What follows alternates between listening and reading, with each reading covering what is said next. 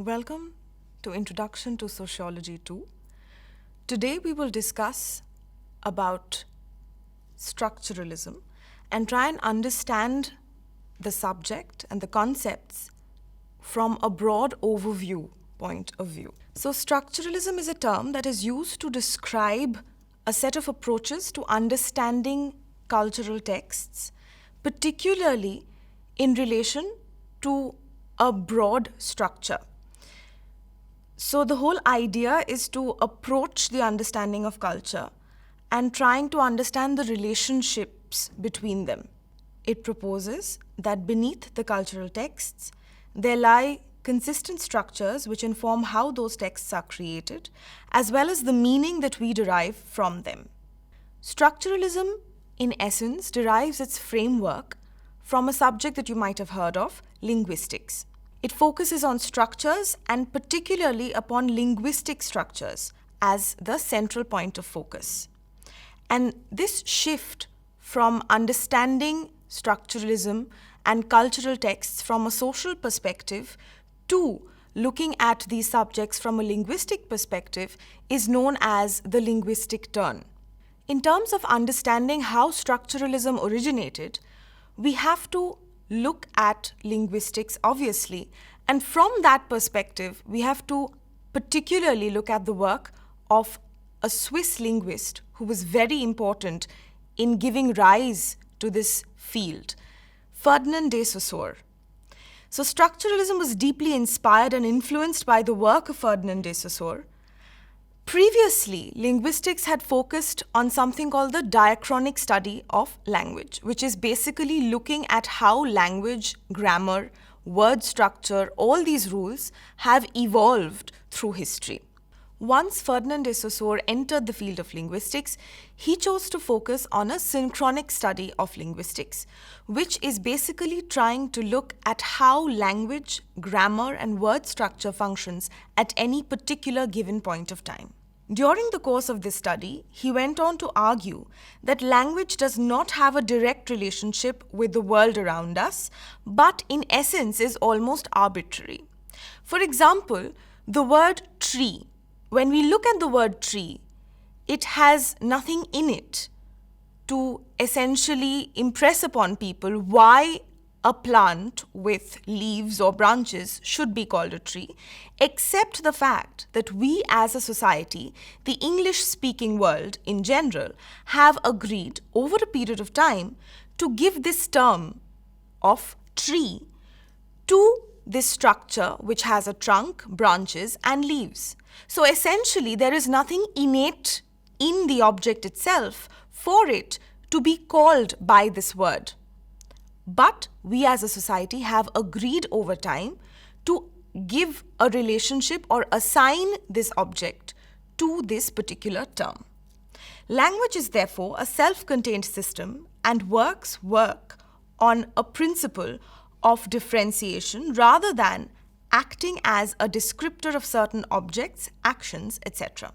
According to Saussure, two components come together to create the sign, the signifier and the signified.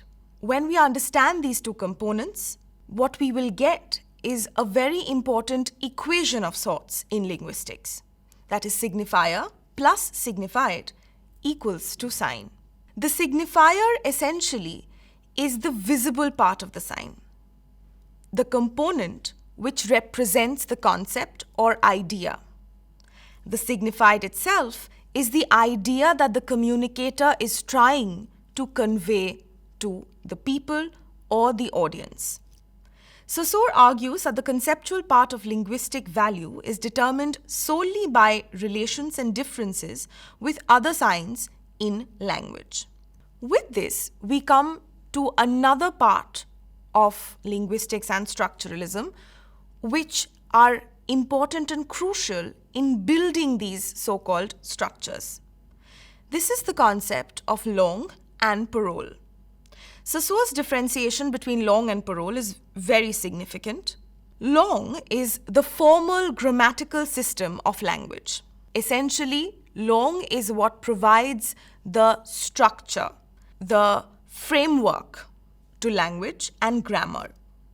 It is a system of phonic elements whose relationships are governed by determinate laws. The existence of long is what makes parole possible. Parole, on the other hand, is actual speech, the way speakers use the language to express themselves. Essentially, if we have to understand a practical approach or a practical example of the difference between long and parole, we can look at the English language, in which long can essentially be looked at as the set of grammatical rules and conventions that govern the usage of the language. All those grammar rules that we come to know of or learn of when we are as young as in school. But when we look at parole, in the case of the English language, parole is essentially formed of or will be the different accents, the different dialects, the different colloquial turns of phrase that different communities use. So English is it's a very old language, and it's been used in England, but it's also spoken in a lot of countries across the world. So for example, in India, a very interesting example will be terms like passing out. It's a very incorrect utilization of the meaning of graduation. So this term passing out is colloquially understood by people as a student having graduated from school or college. However, the correct term, according to the law of the language, is going to be graduation or a person having graduated. This is how long and parole exist, and particularly how parole has come to evolve as the language evolves and as the communities that speak those languages continue to evolve, grow, and spread. Long then can be viewed as a system of signs or structure, and the meaning of each sign is produced by the relationship among signs within the system. Particularly important here is the concept of binary oppositions. So for example, if we look at the word hot and cold, the meaning that is created when we use words like hot and cold has more to do with the differences between these words than with the words themselves. What do I mean by this?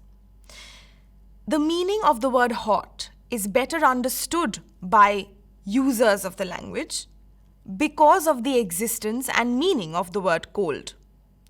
It is the innate difference, the binary opposition between the words hot and cold, that emphasize the meaning of these words in the minds of users and audiences.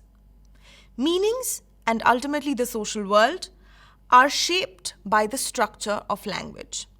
Saussure's systematic re-examination of language is based upon three assumptions. 1. The systematic nature of language, where the whole is greater than the sum of its parts. Number 2 is the relational conception of the elements of language, where linguistic entities are defined in relationships of combination and contrast to one another. And number 3, the arbitrary nature of linguistic elements, where they are defined in terms of the function and purpose they serve, rather than in terms of their inherent qualities. So when we look at the first assumption, the systematic nature of language, where essentially Saussure is trying to say that in a sentence, the entire meaning of the sentence would be greater than the meaning of its individual parts. The second is the relational conception, where linguistic entities are defined in relationships where we understand the different components of a language in relation to one another and also in contrast to one another. And the third assumption, the arbitrary nature of linguistic elements, is to further explain and stress upon the fact that all of these individual elements are essentially arbitrary. And the fact that they contain meaning because, as a society, over a stretch of quite a long period of time, meanings have been attributed to these words. And that relationship is what is more important than the innate meaning or the apparent innate meaning that the words contain.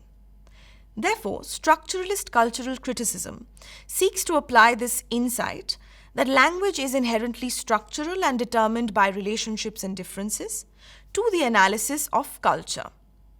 It suggests that we can only truly understand how an individual cultural text, like parole, comes to mean by observing its relationships with other texts in the broader long of culture. Semiotics is broader than structural linguistics because it encompasses not only language but also other sign and symbol systems. Essentially, semiotics is a vast field of study, and language is one of the major components of semiotics. There can be and there are a number of other applications and areas in which semiotics continues to be important, like visual communication, art, architecture, drawing, sculpture, etc. The linguistic turn came to encompass all social phenomena, which in turn came to be reinterpreted as signs. Over here, we will look at the work of an important theorist, Robert Scholes. Robert Scholes has argued that we can usefully differentiate between two dominant approaches in structuralist cultural criticism: high structuralism and low structuralism. High structuralism is looking at the concept of cultural texts and structuralism from a somewhat elite point of view, where the symbolic meanings are rife and cultural texts are related to one another based on different underlying meanings and components. Low structuralism, on the other hand, is looking at the relationship of cultural texts to one another from a point of view that is easier to understand. Over here, we will also hark back to Aristotle's text of Poetics.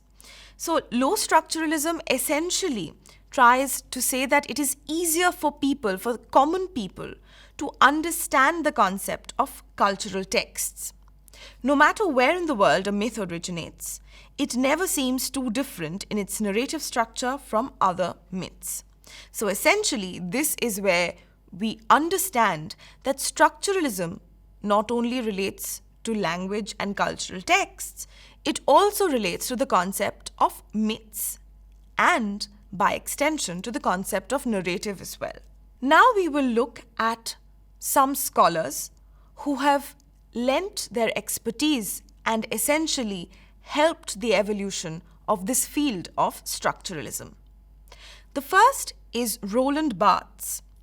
He was a French literary philosopher whose ideas were influenced by structuralism. However, he did not want to be labeled as a structuralist. In his book Mythologies, he demonstrated how Saussure's system of sign analysis could be extended to a second level, that of myth. Next, we will look at the work of Roman Jakobson. The term structuralism was first coined by Roman Jakobson in 1929. In the activity of Roman Jakobson, one of the fathers of structuralism, linguistics and semiotics merged with literary studies. And he coined the term structural linguistics and stressed that the aim of historical linguistics is the study not of isolated changes within a language, but of systematic change. His work also influenced Levi-Strauss and thus the development of structuralism. The next person that we will be looking at or trying to understand is someone who is extremely important to the field of structuralism: Claude Lévi-Strauss. A French anthropologist, he has worked in a number of areas and thus led to the development of structuralism into the stream it is today. Claude Lévi-Strauss has not only worked in anthropology, but he has tried to apply linguistics and semiotics to understand concepts like myth and kinship. his ethnological work has been at the origin of structuralism's success. Using the work of Roland Barthes, Lévi-Strauss concluded first of all an interpretation of the most pronounced social phenomenon, kinship, which he elaborates on the basis of the Jacobsonian linguistic model, having transposed the latter onto the ethnological plane. Thus, he has tried to understand the concept of kinship by applying the Jacobsonian linguistic model, and thereby trying to apply the rules that govern linguistics onto understanding the concept of kinship. Claude Lévi-Strauss has also written a text, Mythology, where the student is going to be confronted with a very interesting conundrum. At an initial level, all myths might seem quite arbitrary, having no relation to one another whatsoever. However, at a closer look, myths tend to showcase or tend to expose the fact that there is an inherent similarity between them, irrespective of where a myth is from. The mythical system mediates between the opposed factors. Its function is to reconcile contradictions. Therefore, Claude Lévi-Strauss was actually interested in understanding the difference and the concept of the origin of myths and how they are related to one another, irrespective of the fact that at first glance they appear to be quite arbitrary. The next person that we will look at today is Michel Foucault, a name which I am sure a lot of you are familiar with. French social philosopher Michel Foucault, whose works have been associated with both structuralist and post-structuralist thought, more often with the latter. Foucault deals largely with issues of power in the society, in terms of the ownership of power and in terms of the power equations that exist among people in our society. Structuralism and aesthetics are talking about two parallel anti-positivistic streams that could be considered in the history of European thinking. The Anglo-Saxon line, which basically is composed of the Cambridge School of Thought and the American New Criticism, and the Slavic formalism, which is composed of Russian formalism, Czech structuralism, and the Polish integral school. So when we understand or try and look at how structuralism and aesthetics are related to one another, we will have to look at these different approaches in terms of how they are different from one another and how they converge and do borrow from one another's thought processes. Structuralism and art. The movement from Herbert's formalism to the structural approach to art is characterized by the aesthetics of Ottokar Zich, who created his own conception of form as a set of meanings. He elaborated this in connection with the German aesthetician Johannes Volkel's psychological semantic conception of aesthetics. Zich's emphasis upon sound and rhythmic qualities as substantial and constitutive values of poetry have had special influence upon the formation of Czech literary formalism. Now we will look at how structuralism is related to the concept of story, narrative, and film. In terms of explaining the concept of a narrative, Tzvetan Todorov argues that the simplest possible narrative consists of an equilibrium followed by a change which results in a new equilibrium. Structuralism is good at highlighting those strategies or structures of a story which we take for granted.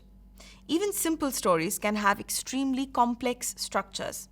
Thus, from the point of view of a narrative or a story and trying to understand how a story can be crafted into a well-rounded narrative, structuralism lends us certain conceptions and certain rules which can help us in crafting a film or a narrative which can heighten people's interest in that particular text.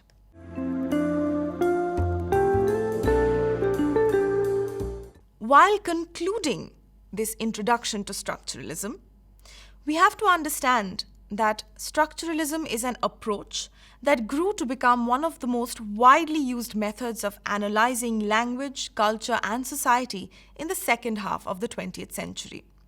It mainly started becoming a stream of import in the 1950s, particularly having started in France. Structuralism, however, does not refer to a clearly defined school of authors, although the work of Ferdinand de Saussure is considered to be one of the most important contributions in making structuralism what it is today. Structuralism rejected existentialism's notion of radical human freedom and focused instead on the way that human behavior is determined by cultural, social, and psychological structures. I hope this gives you a good understanding of the broad components of structuralism as a whole. In the upcoming modules, we will be looking at the works of some important structuralist theorists.